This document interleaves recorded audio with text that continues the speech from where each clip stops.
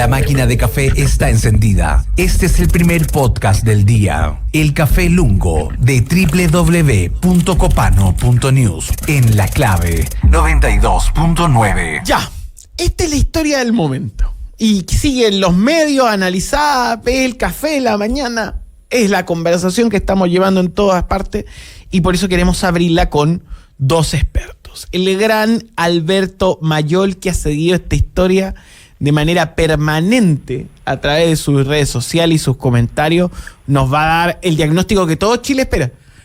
Alberto, buenos días. Hola, Alberto. Buenos días, ¿cómo están ustedes? Bien, estás en la profundidad del sur. Sí, estoy en la profundidad, efectivamente. Está- Estoy en el lago. Las cuentas de memes que siguen tu carrera de forma apasionada de sospechar de que escapaste al sur después de lo que pasó el viernes. Como me vuelvo a mi planeta objetivo cumplido, dirán algunos. ¿Escapaste o estaba planificado? ¿Está planificado? No, la narrativa de historia siempre tiene alguna cosa predefinida, si no lo uno era inscrito en la tragedia. Sí. Oye, estamos tratando de dar con un Alberto que podamos entender y que no suene como si estuviera en el área 51. Quizá es la señal. Pero pues. acá en el estudio está Álvaro Valenzuela Mazo, con quien vamos a abrir los fuegos, que tiene que ver con esta salida de Giorgio Jackson, que era más que esperada, que se alargó, que habla de tiempos, de procesos y de dolores. Ratificó su renuncia al Ministerio de Desarrollo Social tras estar reunido con el presidente por cerca de una hora.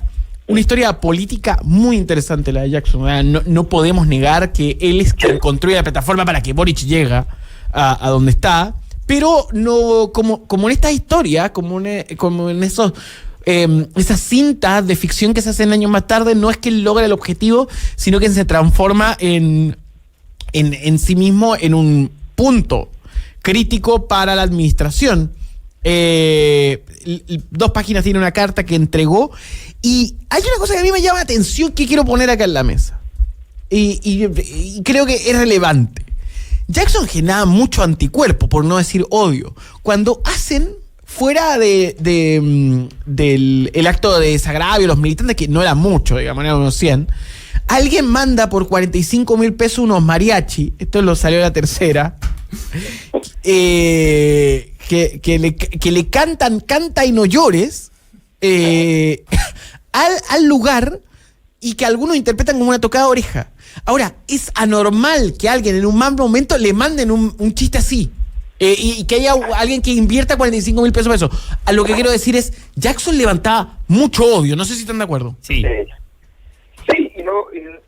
y fue completamente inesperado para él. Eso es lo más interesante de la situación, es que él toma el Ministerio Secretaría General de la Presidencia, él había entendido que eso le va a permitir construir una relación fértil con el sistema político. Él asumía que él iba a tener la capacidad para poder llevar esa relación con el sistema político adecuadamente. Era una persona que él tenía, por eso él tenía derecho a elegir el ministerio, estas cosas no. A ver, la política está llena de formalidades, y qué sé yo, y que no dice uno después que está la decisión del presidente. Bueno, no, hay ministros que tienen condiciones especiales y es normal, no tienen nada de malo, y obviamente Giorgio Jackson, como forjador administrativo y de construcción política del Frente Amplio, tenía la prerrogativa de tomar la decisión de dónde quería estar. Y él hizo un ministerio donde él sentía que estaba más protegido, que estaba menos expuesto al juicio del ministerio público y donde además podía construir relaciones con las élites políticas. Un modo no funcionaron, salió de ese ministerio mal por la clase política y salió mal con la ciudadanía.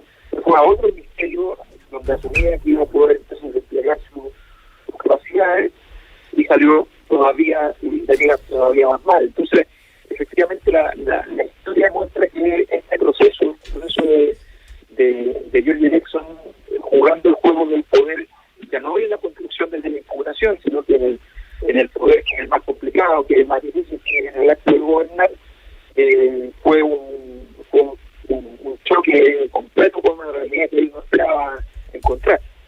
Estamos con Alberto Mayol, lo vamos a tratar de reconectar porque necesitamos su diagnóstico. Álvaro, ¿cuál es tu lectura de todo lo que pasó el fin de semana? De todo lo que pasó el fin de semana, bueno, el fin de semana no pasó mucho, pasó todo el viernes. Sí. ¿Que ya se transforma en un clásico como en Gran Hermano el día de la eliminación en la moneda, en el otro reality? Solo viernes. Viernes bastante tarde, por lo demás. Pobres periodistas, No, o sea, a mí me parece que la salida de Jackson era al parecer inevitable. Conté los días desde que cerraron los computadores y que salió Joe Jackson. 22 días. Ya. Duró 22 días después de ese episodio. El Ministerio de Desarrollo Social. Sí, después de los robos del computador en el Ministerio de Desarrollo Social. Respecto al arco narrativo de Joe Jackson, yo creo que... bueno, también Giorgio tuvo mala suerte, porque yo creo que tuvo mala suerte con el hecho de que la convención quería eliminar el Senado, y esa coyuntura le llegó como a Giorgio. Entonces ahí también Giorgio ya de entrada partió mal porque tuvo que manejarlo el Senado. Entonces desde ahí probablemente ya le tenían mala de antes, porque Giorgio le había estado pegando a la concertación durante 10 años. No, bueno, desde el 2015 creo que Giorgio abandona el Ministerio de Educación de Bachelet por la puerta atrás. Acá hay que entender también de que Giorgio Jackson y Revolución Democrática impulsan un proyecto renovador de las izquierdas, las cuales estaba enquistada la concertación. Entonces sí, hay un tema ahí. Claro. O sea, y ojo, se logra. Yo ahí sí, no me niego a esa realidad. O sea, Jackson como estratega político logra la mayoría de sus objetivos. Sí, le faltó al último, porque logró derrotar a la concertación, pero no a la derecha. Un pequeño detalle cuando eres un proyecto político progresista, porque en el fondo reemplazaste a la élite progresista que estaba anteriormente, pero después no lograste los objetivos políticos de la élite progresista. O sea, claro, se gana la elección del 2021, pero después se descarrila todo rápidamente. La centralidad del proceso transformador del progresismo era la Constitución ya. Claro, y eso se anula y no hay proyecto de... Entonces ahí hay un problema, ¿no? Entonces, claro, ahí yo creo que Jackson se quedó corto en la segunda parte de su proyecto político. Y bueno, me parece que alguien tenía que pagar los costos políticos. Además, yo creo que Joe Jackson comete un error que no sé si lo va a seguir cometiendo, que es que cuando pierde el 4 de septiembre el apruebo, ahí yo creo que Joe Jackson se debió haber ido y haber vuelto, no sé, 2-3 años después, ¿no? Probablemente el 2026, después de que el progresismo se comiese una derrota el 2025. Entonces ahí Giorgio podía volver en una posición de poder, pero en vez de caminar por el desierto y desarrollar ese arco narrativo, ¿no? Que es un arco narrativo típico de la persona que sufre una dificultad, se va, se retira, como cuando Rocky pierde contra el señor T y bueno, tiene que entrenar y después vuelve mejor ahí para ganarle la revancha. Giorgio, en vez de asumir esa estructura, acepta una democión, acepta decir, bueno, ya no puedo estar en el mete político, pero voy a jugar ahora en el Ministerio de Desarrollo Social. Es decir, bueno, algunos dicen de que eso es un abrazo involuntario del oso que le da el gobierno, porque era el momento para que saliera, que es lo que plantea Javier. Pero es que el mismo también debió haber salido, y mi pregunta... No se da cuenta y se queda ahí en el primera fila. Y mi pregunta, segunda fila, pero ya en el fondo era primera fila igual, porque... No, por el peso de él. Por el peso de él. Entonces yo me pregunto, Joe Jackson ahora sí va a aceptar ese arco narrativo, se va a ir a Inglaterra a estudiar, a ser más sabio, para lamerse su varilla y para después reencalidar al progresismo, o acaso va a seguir en esa posición? La travesía en el desierto, a la mal le pasó. Sí, entonces, quiso responder esa pregunta. Giorgio debiese hacer una travesía en política. Debería ser una travesía en el desierto, y espero que no se vaya, no sé, al segundo piso de la moneda para seguir debilitándose aún más. A ver, es que ahí hay varios temas. Alberto, ¿estás por ahí? Sí. Ahora agarramos la antena correcta. Sí. Queremos volver a escuchar el diagnóstico que nos diste antes, pero que indudablemente fue afectado por el área 51.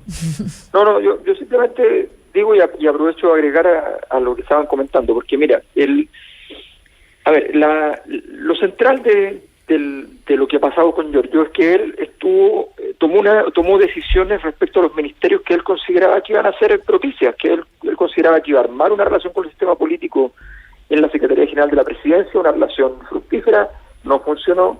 Él asumió que iba a construir, luego como salida se iba a desarrollo social, que iba a lograr que desarrollo social volviera al comité político. Él lo pide formalmente. La Revolución Democrática se reúne con el presidente para pedirle que vuelva al comité político, y eso no ocurre, y pensaba que era un ministerio donde las probabilidades de grandes problemas eran menores que en otros, y que en cambio había posibilidades de lucir la obra social del gobierno. no funcionó a tal punto que la situación crítica llega a un nivel muy, muy elevado. Ahora, el punto de fondo es que el diseño político de Giorgio Jackson en tanto acto de gobierno, en tanto diseño para gobernar, ninguna de las tesis que él planteó, y que de hecho fueron las tesis que implementó el Frente Amplio completamente, y muchas veces a prueba de dignidad, las tesis de Giorgio Jackson no funcionaron. O sea, desde el principio, la primera tesis fue la tesis de la forma de la coalición, la configuración de la coalición. Hasta el día de hoy, la forma de la coalición es un desastre. No hay forma, no ha habido manera de arreglar el entuerto, a tal punto que están teniendo que pensar en una fusión dentro de todo el Frente Amplio para poder resolver el problema, que no se va a resolver con eso, porque la lógica no se dio. La segunda tesis era que al devastar políticamente la centroizquierda, la DC, el PPD, lo que iba a pasar con esos votantes que se iban a ir a la izquierda. Esos votantes no se fueron a la izquierda, se fueron a la derecha. ¿Ya? La tercera tesis es que el gobierno tenía que tener esperar hasta que comenzase, para comenzar el gobierno realmente cuando ganara el apruebo. Entonces, establece una lógica de más bien de espera, no de estudio, sino que de espera, una espera bien curiosa porque no coincidía con la tesis de que el primer día yo me voy a la Araucanía, ministra de Interior, pero establecen esa tesis, y esa tesis significa que finalmente, y establecen una estrategia de cómo ganar el plebiscito, las dos cosas fracasan y por tanto llega, sin haber comenzado el gobierno, a tener que empezarlo después de una derrota. O sea, normalmente tú partes un gobierno justo después de una victoria, porque es lo que ocurre. Entonces, como esperaste la siguiente etapa, partes después de una derrota y se te hace mucho más inviable el camino. De ahí para adelante continúan las tesis equivocadas. Una de las tesis equivocadas es mejor quedarme en el gobierno que retirarme del gobierno, efectivamente después de la derrota del apruebo, efectivamente después de la crisis correspondiente al gabinete político, donde él sale a desarrollo social. O sea, todo ese proceso, efectivamente, él debió tomar distancia. Pero ahí viene un rasgo que es muy importante en todo este proceso, y tiene un rasgo como político y como personalidad de él, que a veces le es a favor y a veces le resulta en contra, y es que tiene una altísima necesidad de control de los escenarios y cree que puede efectivamente jugar a la política controlando los procesos políticos que van a ir aconteciendo en circunstancias que eso es casi imposible. Y entonces esa necesidad de control es la que ha fallado fundamentalmente, porque él efectivamente no supo retirarse a tiempo. Ahora no sabemos todavía cuál va a ser su forma de retiro, si efectivamente perseverase en alguna tesis de mantenerse vinculado al gobierno, tener alguna clase, sería un error gigantesco, no lo creo que lo vaya a hacer, pero le cuesta mucho sentir que la coalición va a funcionar sin su influencia central. Viene de haber sido siempre un líder fuerte en los otros entornos, pero la política de primera división, la política de campeonato nacional, la política de presidencia de la República, es una política donde tú tienes que asumir que tu capacidad, tu inercia, tu capacidad de poderío es bastante más limitada de lo que formalmente te dice el cargo.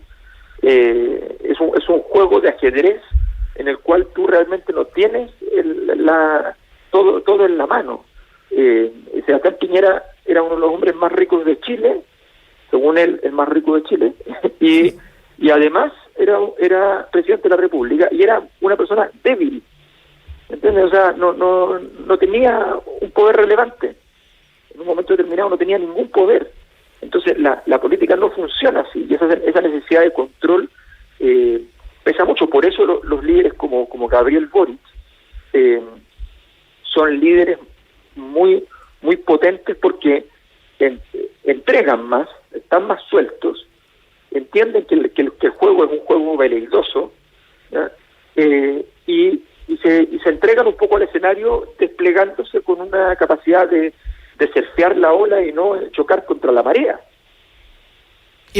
A ver, quiero también poner en perspectiva, porque estamos analizando la salida de Jackson y estamos también, porque nos gusta la política, creo yo que en ese sentido está eso en la mesa, por accidente probablemente, no es voluntario, no mirando el elefante en la habitación. No hemos mencionado los escándalos de corrupción que son, por supuesto, quienes frente a la ciudadanía han teñido el proyecto del Frente Amplio en general. Hay personas que dicen, bueno, ustedes, progres, que prometieron, cámbianlo todo, miren lo que hacen. Por más que participen grupos menores, en cantidad de gente, no en influencia, en muchos de los casos. A propósito de Daniel Andrade.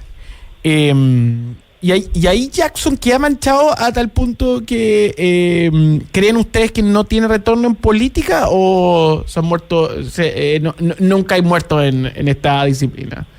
O sea, que primero, para eso yo creo que Jackson se sacrificó un viernes, ¿no? Eso. Pero para resucitar yo creo que necesita irse. O sea, si Jackson se sigue aferrando, dice, no, bueno, yo voy a tratar de influir en el segundo piso, veo difícil que repunte. Yo creo que, o sea, mi consejo para Yo-Yo Jackson es anda de Inglaterra, estudia en Inglaterra, y después el 2026-2027, con la derecha ya en el gobierno, tras la derrota del progresismo, que no va a ser su derrota, porque la derrota del 2025, si Jackson está en Inglaterra, no va a ser la derrota de Jackson. Ahí Jackson debiese volver el 2026 y decir, bueno, habían tesis que manejábamos que... Ahora yo puedo volver. Eso es lo que yo haría si fuese Yo-Yo Jackson. Me gusta porque tú le aconsejas a los republicanos. Hoy día le diste el consejo a Yo-Yo Jackson. Que se vaya a Londres. ¿Y qué es lo que no tiene que hacer? No, lo que no tiene que hacer es decir como ya, yo voy a seguir influyendo porque ahora me voy a ir al segundo piso, entonces, no sé, Crispy va a estar en el Midesó, y ahora yo voy a estar detrás de Crispy y yo voy a seguir siendo el poder en la sombra y va a seguir manchándose cuando lo que Jackson necesita es partir de cero, refrescarse.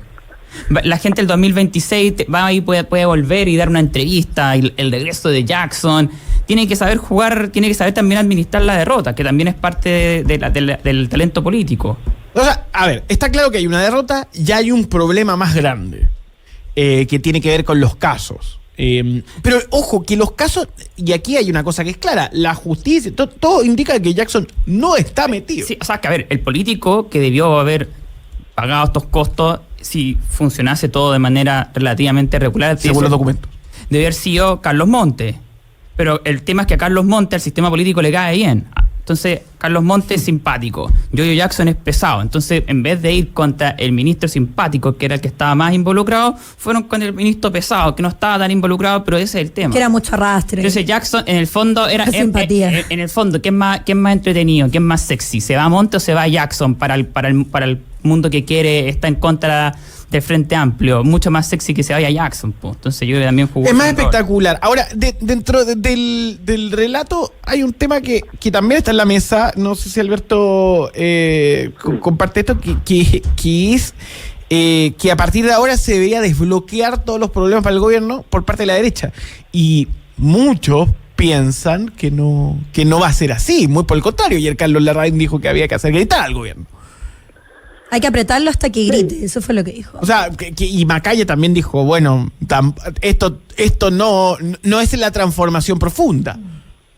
A ver, yo creo que varias cosas. Primero, no nos olvidemos de datos que son datos de la causa. Yo creo que la herida de Yo-Yo Jackson, no estoy hablando del sistema político, estoy hablando de la ciudadanía, es una herida muy grande. Una herida que venía ya forjándose hace rato. Yo hago investigación y la verdad es que en las dimensiones más cualitativas la cosa es peor que en la cuantitativa. O sea, no es que, primero, era el ministro hace rato peor evaluado de todo el gabinete. Peor evaluado. Una persona que hace 4 años, 3 años era la persona con mejor evaluación del país. Sí. Okay. Entonces hay una descapitalización brutal. Por tanto, todo comentario del sistema político va a caer en tierra fértil si es que están en contra de él, porque sencillamente funciona. La percepción de que está metido en el caso, esto es una situación muy parecida a lo que pasa con el caso Cabal con Michelle Bachelet. Se entiende que, dado el poder, dada la influencia que tiene, dada la presencia que tiene, en el caso de ella, en su familia, en este caso, en Revolución Democrática, era imposible que no supiera. Esa es la tesis central de la ciudadanía. Entonces, no es una variable política solamente de la simpatía o no simpatía para el sistema político. Claro, frente al país, la gente cree de a pie que él sabía y ha configurado, y esto se puede ver a través de TikTok, que es evidente, que construye una conspiración. Por más que, ojo, quizás tienen razón, y no, porque eso está en desarrollo, pero y la justicia indica que no. Hay que decirlo con todas sus letras. Hasta el momento no hay pruebas. Esas investigaciones se pueden demorar años. Por eso, ¿a qué eso voy? Pero por más que eso esté en la mesa, no le creen. No le creen. Entonces, viene la siguiente etapa, que es la etapa del tiempo. Ahí yo creo que la herida, el tamaño de la herida y el tiempo que se demoró en salir, generó una herida que hay que dimensionar ahora. Con el oxígeno de los días siguientes, hay que dimensionar de aquí a unos días. En principio, la herida parece suficientemente grande para generar un primer efecto muy claro. El nombre de George Jackson es un nombre hoy completamente inviable para primer plano en términos políticos. O sea, por mucho rato, probablemente. ¿Cuánto es mucho rato? Pueden ser 2 periodos de gobierno o pueden ser más. ¿Ya? Porque son heridas que efectivamente quedan establecidas en el marco también de una sospecha. Lo peor de todo es que es casi imposible, como no se va a ir a ningún juicio sobre George Jackson probablemente, ningún juicio va a terminar sobre él para decir esto está eximido de responsabilidad. Lo que va a pasar es que va a quedar instalado como un elemento de duda, un manto de duda sobre él. Y ese manto de duda significa que los liderazgos del sector que van a ser preferentes de aquí en adelante, van a ser el liderazgo del presidente Boric y de Camila Vallejo. Entonces, esos 2 liderazgos van a ser los que van a ver, para decirlo en simple, tiene muchas más probabilidades de ocurrir que Gabriel Boric sea 3 veces presidente de Chile a que George Jackson sea 1 vez presidente de Chile. ¿Entiendes? Entonces, ese escenario para efectos de una persona que forjó todo el camino para llegar a ese lugar, se le hace muy difícil de asumir, y la gran pregunta es, ¿será capaz de construir una estrategia de distanciamiento? O sea, de cómo acercarse distanciándose, de cómo incidir sin incidir, una estrategia de los grandes políticos. Los grandes políticos juegan a la metafísica, digamos, de incidir sin necesidad de tocar el proceso en sí mismo. Vamos a ver si es capaz de hacerlo eso. Ahora, entre medio, el gobierno tiene que tomar una decisión importantísima, y la oposición también en esta semana. Esta es una semana en la que los 2 sectores, esto pasa en los 2 lados, en el gobierno y en la oposición, hay un debate interno de si apretar o soltar, de si transitar, a aprovechar estas semanitas de pacto posible y tratar de forjar un camino de cierta capacidad de negociación, o si van a apretar de nuevo y van a seguir en una base de conflicto. Entonces, no es bien complejo, porque las primeras señales que hemos visto, las señales que se dieron ayer fundamentalmente, las señales de, por decirlo así, de Winter Larraín mucho más intensamente, por supuesto, son señales de que no habría posibilidad de juego común. Y eso es muy, muy delicado para efectos del presidente, que lo que necesita urgente es ganar 2-3 semanas de tranquilidad, poder forjar allí un camino paralelo a la crisis. Aquí el gobierno, esta crisis no es administrable. Esta crisis hay que recortarla, dejarla en un costado, que siga su vida, y tú tratar de hacer una vida por otro sitio, pero claro, no es como puedes administrarla por dentro. La teoría de que hay problemas que son solucionables, y si no se solucionan no son problemas. Para cerrar, Álvaro, 30 segundos. Alberto, lo último, Sergio Nofre Jarpa, ¿eso qué pasó ahí? Porque eso enturbia claramente las negociaciones. Sí, o sea, son esos detalles que tú dices, bueno, pero si querías buscarte un problema que haga imposible la conversación, levanta nombres que, o sea, perdón, mira, no hemos hablado de Sergio Nofre Jarpa en 40 años. Claro, se meten en problemas solos. Entonces es una cosa media absurda la conversación. Y por más que el tenga problema razón. es que no tiene solución. El problema aquí es cuáles conversaciones tienen solución o cuáles no. O sea, nadie sabe por qué Sergio Onofre Jalpa se retiró. Nadie si fue entendido como un acto de contrición o si fue como un acto más político. Nadie sabe nada de esa historia. Entonces es muy difícil entrar en una conversación histórica levantando. A ver, si la estrategia va a ser levantar nombres para los 50 años del golpe que generen un escenario de mucha división, es una estrategia. La pregunta es, ¿el gobierno diseñó esa estrategia? Evidentemente no la diseñó. Entonces yo no entiendo cuál es la lógica, porque si tú me dices está diseñado y es parte de un plan, perfecto. Tiempo. Pero de momento eso no está diseñado. Muchas gracias, Alberto, como siempre, desde las profundidades del sur, desde el bosque, te veo en la clandestinidad, me imagino. Ahí El Nahuel Buta. El Nahuel. Verificando, gracias por moverte hacia la antena correcta y a don Álvaro Valenzuela pasó como siempre Gracias, nuestro abogado Álvaro favorito. Alberto, que Mejor esté llamar a Álvaro que Cuídense. Chao, chao. Buen feriado mañana. Cuídense, Chao. nos vemos el miércoles en vivo. Los quiero mucho, chao.